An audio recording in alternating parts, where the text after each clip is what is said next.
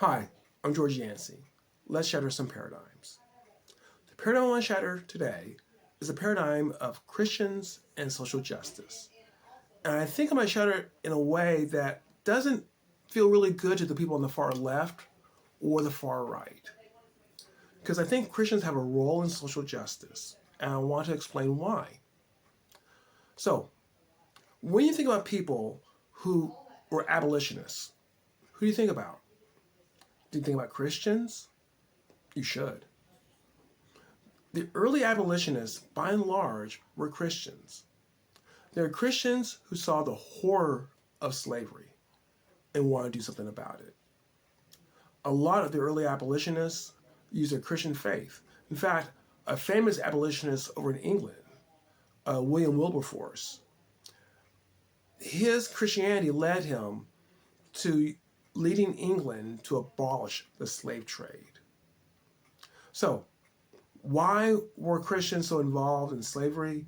With the notion of humans as image bearers, how could they not want to eradicate this horrible evil? Who would not, with that notion, want to attack it? Now, I know that there are plenty of Christians who supported slavery and fought to defend it. I'm not saying that all Christians everywhere were against slavery. That's simply not true. What I am saying is that a lot of the movement against slavery was done by Christians. By the way, when we look at the early women's movement was about giving women the right to vote. A lot of those leaders were church women. You see, the church women, they were concerned because they saw the damage alcohol was doing it. So they were also part of the temperance movement. But they couldn't vote. They couldn't vote out the politicians who were not dealing with alcohol. They wanted to do that. In order to do that, they had to get the right to vote. So a lot of the early social justice movements were initiated by Christians. Now, over time, what began to happen was you saw a movement as Christians began to leave this realm of more secular ideologies taking over the social justice. So in the case of the women's movement, after women got the right to vote, a lot of the church women sort of moved out of this realm, and a lot of the more feminists, more secular feminists moved in. We've seen in the past 10 years or so, the movement started, or if not started, at least greatly promoted by MLK, the civil rights movement, with a Christian basis, has turned over more to the Black Lives Matter, which does not have a Christian basis, which has more of a humanist basis.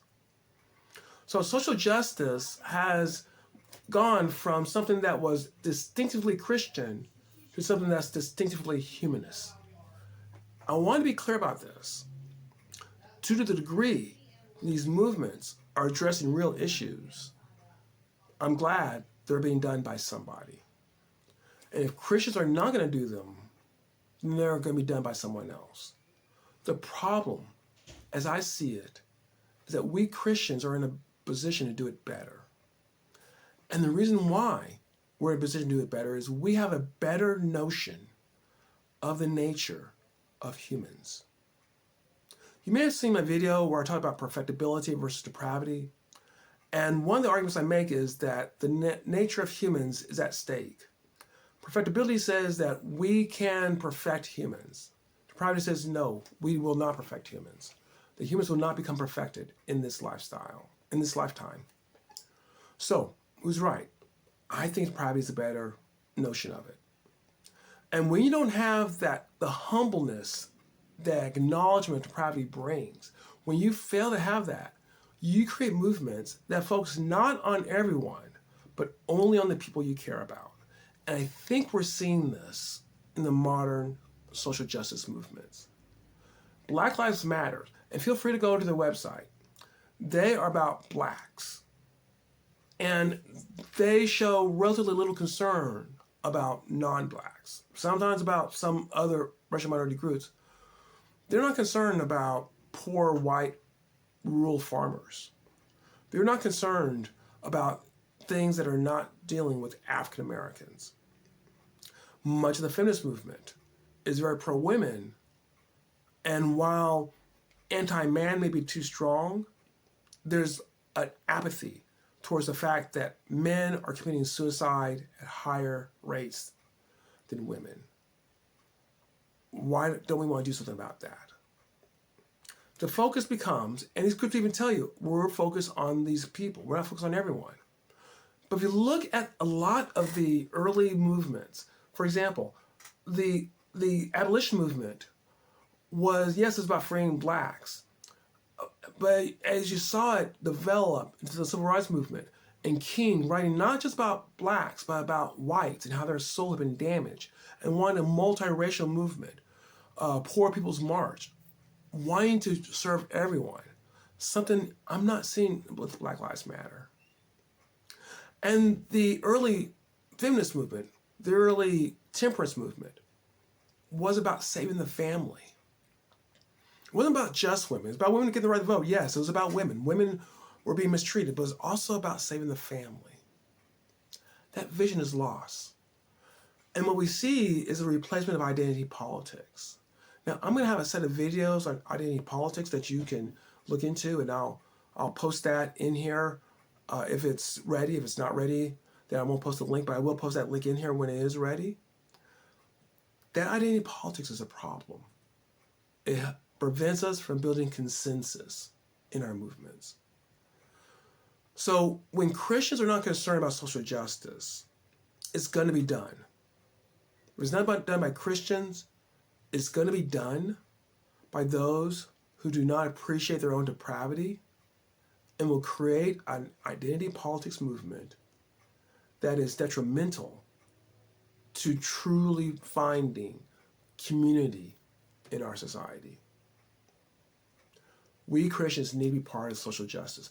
The conservatives who tell you that social justice is wrong, that we just want justice, that we should not be engaged in these sort of movements, they're incorrect. They're part of why we pull out of those movements.